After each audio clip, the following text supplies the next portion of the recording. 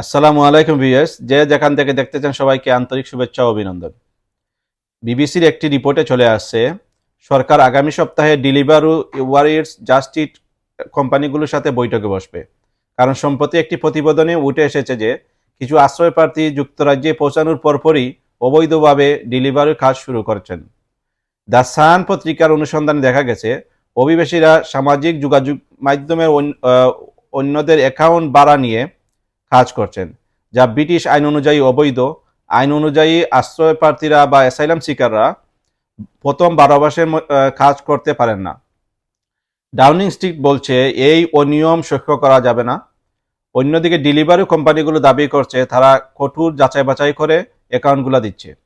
প্রতিবেদনে বলা হয়েছে কিছু অভিবাসী বা কিছু মাইগ্রান্টস আছেন যারা সপ্তাহে 1000 পাউন্ডের উপরে উপার্জন করেন। অনলাইন অ্যাকাউন্ট ভাড়া দেওয়ার ফোরামগুলো সোশ্যাল মিডিয়ায় অ্যাভেলেবল রয়েছে। এ নিয়ে কনজারভেটিভ দলের নেতা shadow home secretary Chris Philp সরকারের সমালোচনা করেছেন এবং বলছেন লেবার সরকারের তত্ত্বাবধানে থাকা হোটেল থেকেই এই অবৈধ কার্যকলাপ চলছে এবং আমাদের ট্যাক্সের টাকায় এগুলা ফান্ডিং করা হচ্ছে।